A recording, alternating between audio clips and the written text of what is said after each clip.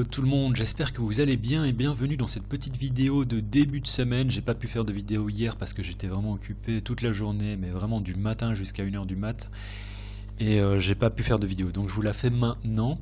Et ce qui se passe en termes de price action sur des échelles de temps petites telles que le 1 heure, c'est vraiment très intéressant et on va venir voir ça tout de suite. Alors pour le moment je suis dans un short. En vrai j'ai shorté ici, et puis j'ai le téléphone qui a sonné et j'ai pas vu ce price action, du coup j'ai loupé vraiment un trade génial. Et vu le buyback énorme qu'on a, en fait j'ai coupé la moitié de ma position. Mais je suis encore dans une petite position, comme vous pouvez voir là, de 0.1 BTC, ce qui n'est pas énorme. Mais je voudrais vous poser la question justement de savoir comment est-ce que vous définissez votre taille de position quand vous prenez un trade. C'est une question, je pense qu'il y en a beaucoup qui savent la réponse, mais je pense qu'il y en a certains qui ne savent pas, et je pose la question vraiment d'un point de vue éducatif. Et la question, c'est la réponse en fait, c'est je détermine ma taille de position en fonction de mon entrée et de mon point d'invalidation, à savoir mon stop, de sorte à ce que je ne risque jamais que maximum 1%. Donc c'est-à-dire que si maintenant je voulais prendre un short ici, eh ben je sais que je ne veux pas risquer plus que 0.006 BTC. Donc quand je place mon stop, je règle en fait ma taille de position en fonction. Donc si maintenant je sais que mon stop il est à 20 000, mettons 20 000, et que là ma perte potentielle elle est de 0.27, c'est beaucoup trop. Donc je suis obligé de baisser à, mettons, 0.1, 0.2 pour l'exemple, et là je sais que je perdrai plus ou moins 0.007, ce qui est un peu au-dessus de ce que je pourrais m'accorder. Donc là encore je change la taille de ma position en fonction, et là je vois que j'atteins les 0.059, ce qui est parfait, et ce qui me permet éventuellement de prendre une position. Là j'ai pas envie de le faire parce que j'ai déjà une moitié de position qui est là. Je ne sais pas du tout comment est-ce que les prix vont réagir, mais si on vient à nouveau se trader au-dessus des 20 000, je pense qu'on est parti, déjà on a fait un all-time high là, on est parti pour faire un autre plus haut historique. Ceci dit, pour moi, on a toujours cette consolidation, on a cassé la consolidation, et ça pourrait être le retest, donc je suis pas encore forcément bullish sur BTC. On pourrait, vu la tête du weekly, moi ça me paraîtrait assez étrange que on finisse la semaine dans le vert en fait. C'est ça qui m'a fait prendre la position. Et j'ai coupé la moitié parce que je suis un trouillard.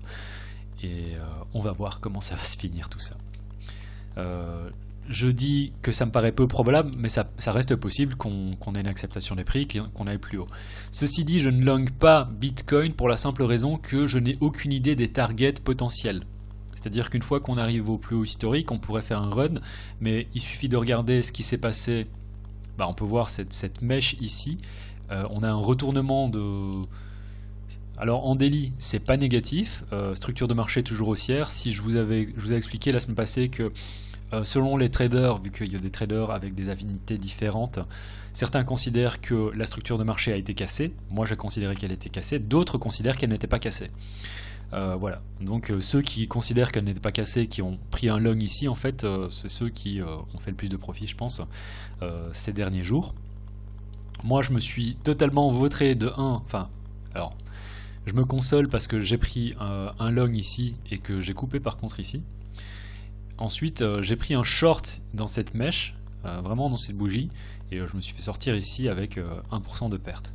Dans tous les cas, vous devez essayer de contrôler vos pertes. Et ce que je voulais dire par rapport aux échelles de temps plus petites, c'est qu'on peut voir le buyback énorme.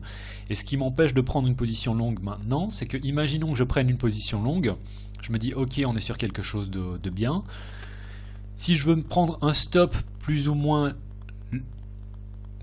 éloigné de mon point d'entrée, avec un peu d'espace pour éviter de me faire sortir, et ben si j'avais mis mon stop ici en dessous, je me serais quand même fait sortir. C'est ce genre de gros retournement, vu les niveaux où on est actuellement, et c'est ce qui s'est passé aussi la semaine passée, qui m'empêche de prendre une position longue, parce que je me dis ok, peut-être qu'on va aller plus haut, peut-être que on va partir sur quelque chose d'incroyablement enfin on va partir sur un run encore à 1000-2000 $ et qu'on va faire un truc comme ça, mais j'ai aucune idée de la target parce qu'on n'a aucun historique possible.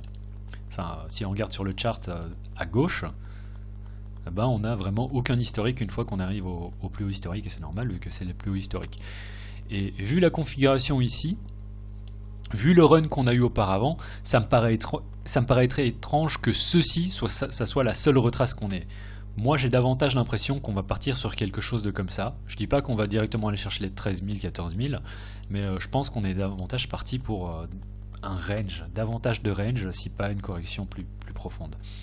C'est ça qui m'a fait prendre un short, et aussi le retournement qui a été assez rapide ici, c'est-à-dire qu'on était à presque 20 000, 19 900, boum, retournement, je me dis ok, je sais où mon point d'invalidation il est, et c'est ça qui m'a fait prendre le short. Le buyback ici, ça me met pas forcément en confiance par rapport à ce petit short. Après il me reste plus qu'une moitié de position, donc ça va, mais d'un autre côté on peut considérer aussi qu'on est toujours sous bon, alors on a cette consolidation, enfin en vrai la consolidation elle est, le range il est là hein, en soi, mais on pourrait considérer qu'on vient simplement faire un retest de cette liquidité ici, et en fait que on pourrait clôturer le 4 heures en dehors de ce petit range. Donc on attend toujours du 4 heures, mais c'est vrai que ça ne me met pas forcément en confiance. Voilà, donc Bitcoin, j'aurais davantage envie d'essayer de reprendre une position longue si j'ai quelque chose qui se présente. Là je suis pas trop sûr, et comme on peut voir je suis plus ou moins à break-even. Mon short sur Ethereum est en perte, super. Et Ethereum, voilà, j'aurais davantage envie de prendre une position longue sur Ethereum contre Bitcoin ou sur Ethereum contre USD que sur Bitcoin. Pourquoi? Parce que ici j'ai davantage d'historique et je sais plus ou moins où est-ce que les prix pourraient m'emmener. Dans le sens où, vu où on est actuellement, si on a une acceptation des prix au-dessus de ce niveau, oula, ça c'était pas positif. Le fait qu'on ait à nouveau un buyback, mais on est en début de semaine, donc il faut voir comment ça se passe. Mais même en daily, si on a déjà en daily rien que des prix qui se retraitent d'ici au-dessus, je pense qu'on a toutes les chances d'aller ici. Voire carrément au 0.040 sur cet ancien sommet. Donc ça c'est la manière dont je vois les choses sur Ethereum Bitcoin, et c'est ça qui fait que je suis d'accord pour prendre un long, parce que je sais où mon short, mon point d'invalidation il est. Là le point d'invalidation en cas d'un long il est très clair. Imaginons que je prenne un long ici, le point d'invalidation il est clairement ici en dessous de cette mèche. Parce que si on a l'acceptation des prix ici, vu qu'on a pris un ensemble de stops sur ce buyback, et ben c'est clair que si on revient à nouveau chercher ici en dessous, ben on va probablement venir chercher, si pas les niveaux ici, au moins les points 0.28. Donc le point d'invalidation il est clair si on a une acceptation des prix ici, ça c'est pour le long. Et sur Ethereum contre BTC, le problème que j'ai, qui me donne pas envie de prendre un long, en fait c'est vraiment le look de ce chart pour le moment, où on dirait que il faut attendre la clôture en daily. Je ne prends pas de short ici, même si je suis déjà en short en fait, donc c'est que on pourrait éventuellement avoir cette formation en double top.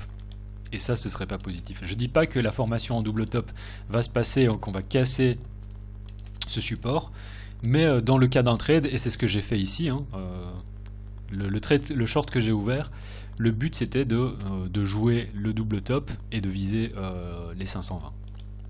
Et là, ça faisait un chouette trade. Donc pour le moment, vu, comme je l'ai dit, le buyback qu'on a eu sur BTC et vu la gueule de Ethereum contre Bitcoin, je suis pas forcément en confiance, parce que comme j'ai dit, là on a dû sortir pas mal de gens quand même. Hein.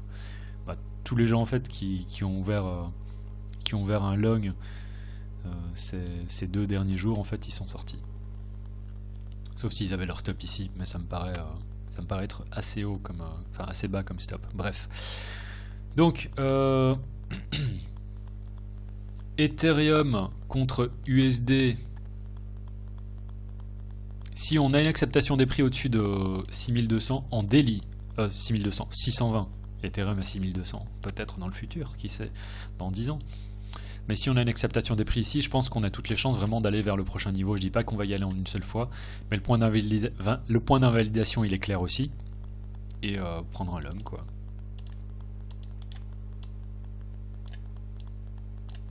Ça fait un trade à 2.54.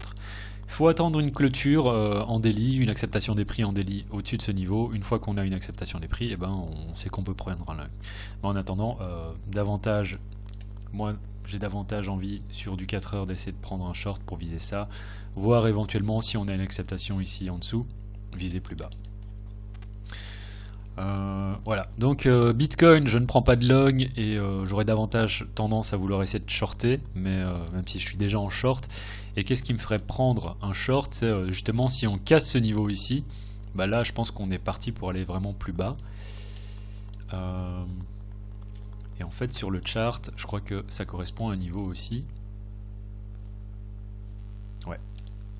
Donc ça correspond à ce niveau. Je sais pas si je vous ai déjà dit que j'avais pris un short, mais je me suis fait sortir, donc voilà.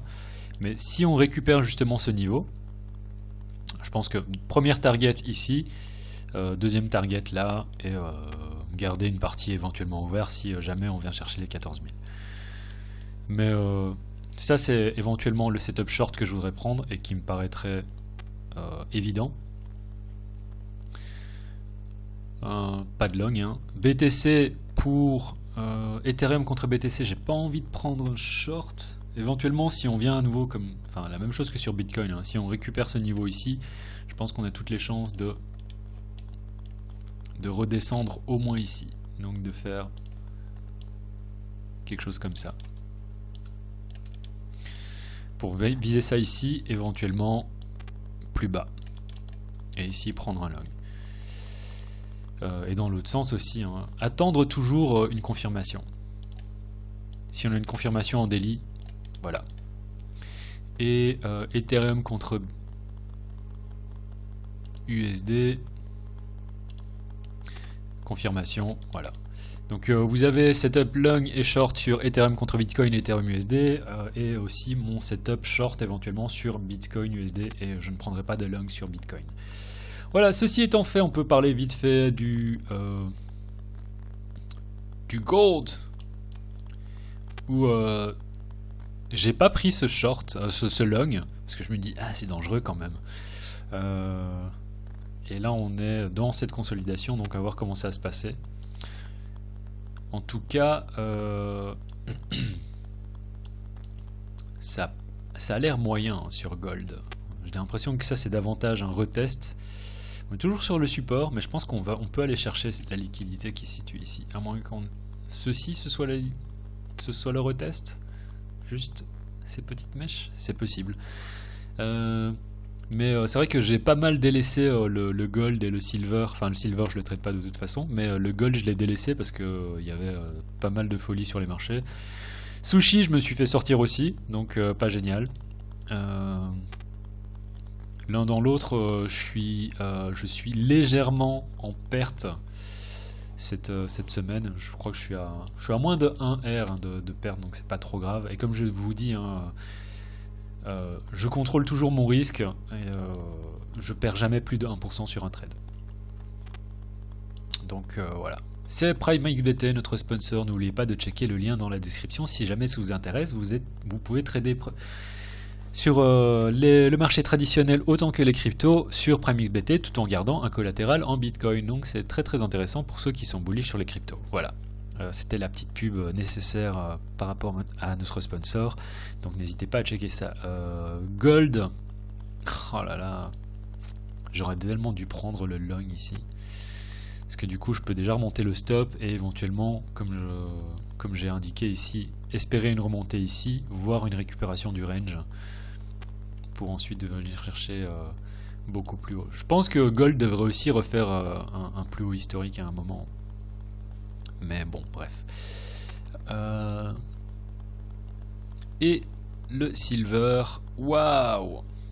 Alors le silver, voilà, c'est pour ça aussi que je ne traite pas ça, mais que je regarde le marché, parce que je ne connais pas assez bien l'asset et la manière dont il peut réagir, et on peut voir que là on a carrément eu une invalidation du plan, dans le sens où on dirait que voilà, ça n'a pas fonctionner et qu'on est toujours au sein d'un range. Donc si le silver a ce truc là, je pense que silver aussi à un moment va surperformer par rapport au gold et va continuer à aller beaucoup plus haut en fait. Mais comme j'ai dit, je ne trade pas forcément le silver, mais je l'observe. Et là, j'ai bien fait de ne pas le trader du coup. Donc voilà, c'était tout pour la petite vidéo de cette semaine. S'il y a des alts que vous voulez que je regarde ce vendredi. Après, sur les alts, j'ai eu une très très mauvaise lecture, je pense. Je sais que vous m'aviez demandé de regarder des trucs comme Rep ou autre. Enfin, quoique, est-ce que j'ai une mauvaise lecture? Je sais pas, on était là la semaine passée. Donc, je pense que les alts contre BTC, j'ai pas forcément une mauvaise lecture. Mais c'est vrai que les alts contre USD, vu que BTC a pumpé, ben, les alts ont pumpé avec, mais à moindre mesure que BTC, parce que c'est BTC qui mène le marché. Voilà, c'est tout pour la vidéo d'aujourd'hui. Si jamais vous êtes intéressé par PrimeXBT, n'hésitez pas à checker le lien dans la description. N'hésitez pas à me mettre un like ou à utiliser le lien de Celsius également qu'il y a dans la description. Il y a toujours 30 $ offerts via le lien d'inscription. Voilà, c'était tout pour la vidéo d'aujourd'hui. C'était le cryptographe. Tchuss.